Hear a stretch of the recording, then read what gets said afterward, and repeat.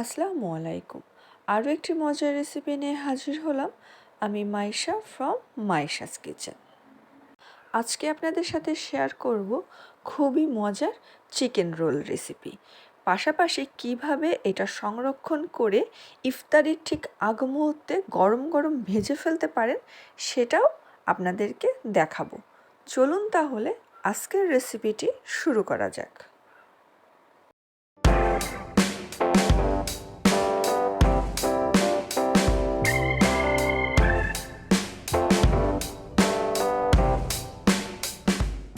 Chicken roll বানাতে যা যা লাগছে: পাতাকপি ভাপে, মুরগির মাংস, পেঁয়াজ কুচি, কাঁচামরিচ কুচি, আস্ত শুকনা মরিচের গুঁড়া, লবণ স্বাদ মতন, গরম মশলা, 2টা ডিম আর মিক্সড বাটা মশলা যেখানে আছে আদা, পেঁয়াজ, রসুন আর জিরা একসাথে সব কিছু বেটে নেওয়া। তারপরে চলে যেতে হবে চুলায়, কড়াই বসিয়ে তার মধ্যে দিয়ে দিতে হবে বেশ পরিমাণ তেল।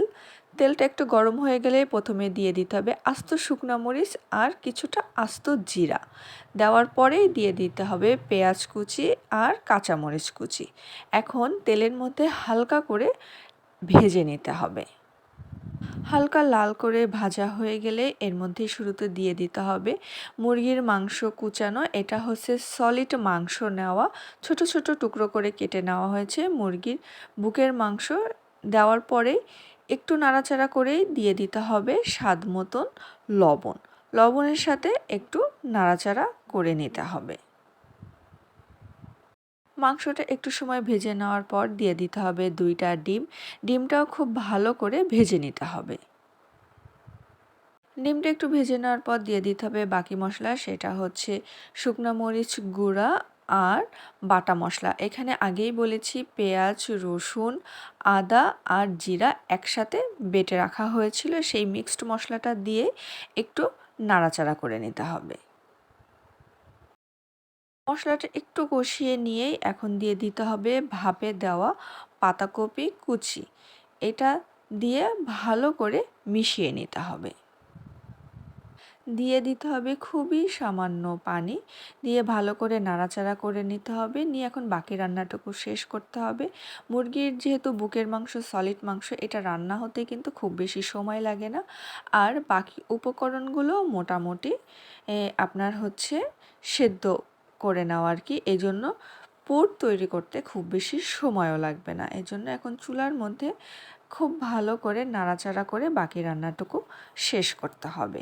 আর নামানোর ঠিক আগ মুহূর্তে দিয়ে দিতে হবে, যে রান্না প্রায় শেষ, ঠিক আগ মুহূর্তে দিয়ে দিতে হবে এই গরম মশলার গুঁড়া। দিয়ে ভালো করে নাড়াচাড়া করে একটা পাত্রে রেখে দিতে হবে ঠান্ডা হওয়ার জন্য। পুর তৈরি করে নেওয়ার পর এখন ডোটা তৈরি করতে হবে। তার জন্য নিয়ে নিতে হবে কড়াইতে দুধ। চাইলে আপনারা এখানে পানিও ব্যবহার করতে পারেন, কিন্তু দুধটা ব্যবহার করলে স্বাদটা অনেক গুণে বেড়ে যায়। এই জন্য চেষ্টা করবেন দুধ দিয়ে খামিরটা তৈরি করার। দিয়ে দিতে হবে সামান্য লবণ। দেওয়ার পর একটু নাড়াচাড়া করেই এর মধ্যে দিয়ে দিতে হবে অল্প পরিমাণ তেল।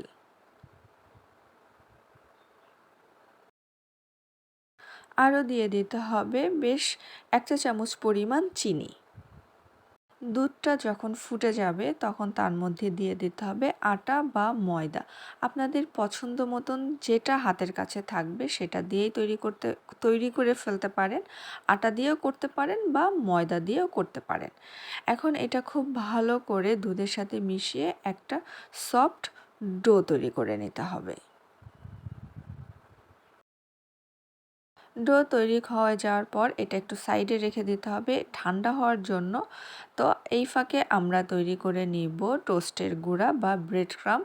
চাইলে আপনারা সরাসরি বাজার থেকে রেডিমেডটাও কিনে নিয়ে আসতে পারেন, কিন্তু আমরা এটা বাসায় তৈরি করে নেওয়া হচ্ছে। সেটা হচ্ছে টোস্টে নিয়ে এসে ছোট ছোট টুকরো করে এখন এটা একটা ব্লেন্ডারের সাহায্যে গুঁড়ো করে নেওয়া হবে। চাইলে কিন্তু আপনারা শিলপাটাতেও বেটে নিতে পারেন। সব কিছু তৈরি করে নেওয়ার পর এখন আপনাদেরকে একটা রোল তৈরি করে দেখানো হচ্ছে।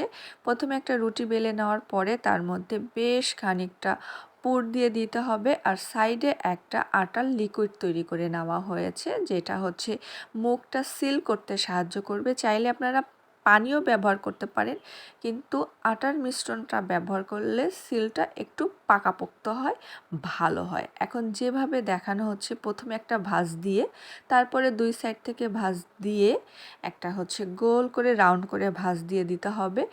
এটা আসলে দেখলেই বুঝতে পারছেন যে খুব সহজে কিভাবে তৈরি করা হয়েছে, দেখলেই আপনারা ইজিলি করে ফেলতে পারবেন। এখন সেম প্রসেসে সবগুলা তৈরি করে নিতে হবে।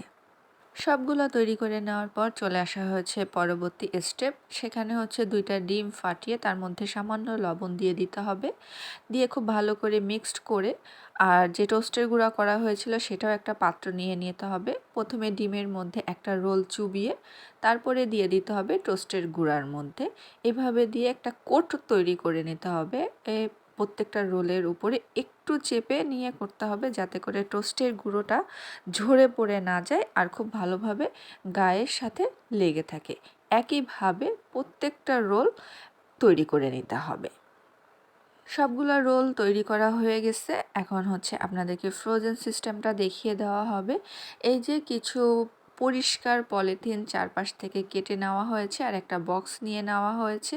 চাইলে আপনারা আরেকটা সিস্টেমেও করতে পারেন, অ্যান্ড সেটা আপনারা একটা প্লেটে ছড়িয়ে সরাসরি ডিপে রোলগুলা রেখে দিতে পারেন। রেখে যখন শক্ত হয়ে যাবে তখন ওইটা উঠিয়ে নিয়ে জিপলক ব্যাগেও বা বক্সেও সংরক্ষণ করতে পারেন। আর আপনাদেরকে এখন যেটা দেখানো হচ্ছে সেটা প্রথমে একটা বক্সের মধ্যে পলিথিনের একটা পরত দিয়ে দিতে হবে, দিয়ে প্রত্যেকটা রোল সাজাতে হবে। তারপরে রোলের উপরে আবার আরেকটা পলিথিনের পরত দিয়ে তারপরে আবার আর কিছুটা রোল রেখে এইভাবে স্টেপ বাই স্টেপ সাজিয়ে নিতে হবে। একটার পর আরেকটা রাখা যাবে না, তাহলে যখন বরফ বেঁধে যাবে তাহলে কিন্তু আপনারা ছাড়াতে পারবেন না। আর বেশি লো টেম্পারেচারে নিয়ে আসলে সেটা মিক্সড হয়ে যাবে। এই জন্য অবশ্যই একটা লেয়ার সাজানোর পরে একটা পলিথিন দিয়ে তারপরে সেকেন্ড লেয়ারটা সাজাতে হবে, যেটা আপনারা ফুল প্রসেস দেখলেই আরও ক্লিয়ারলি বুঝতে পারবেন। বক্সের রোলগুলা সাজানো কমপ্লিট। এখন বক্স ধরে ডিপে ঢুকিয়ে দিলেই আপনাদের কাজ শেষ। যখন প্রয়োজন তখন নামিয়ে জাস্ট ভাজার পালা। আর এখন আপনাদেরকে কিছুটা ভেজে দেখানো হচ্ছে যে রোলগুলা কেমন হয়েছে।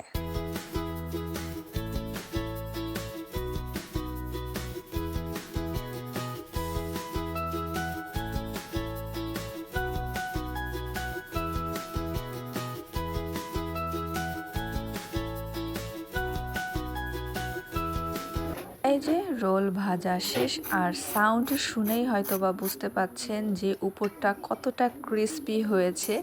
আর আপনাদেরকে একটু কেটেও দেখানো হচ্ছে যে ভিতরটা কতটা সফট আর জুসি আর উপরটা কতটা ক্রিস্পি।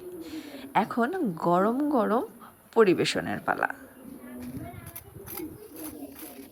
তৈরি হয়ে গেল খুবই মজার চিকেন রোল। এই রমজানে তৈরি করে ফেলেন মজাদার চিকেন রোল, আর পাশাপাশি ফ্রোজেনও করে রাখেন, যাতে করে যখনই মন চাবে ইফতারের আগ মুহূর্তে টুক করে ভেজে ফেলতে পারেন।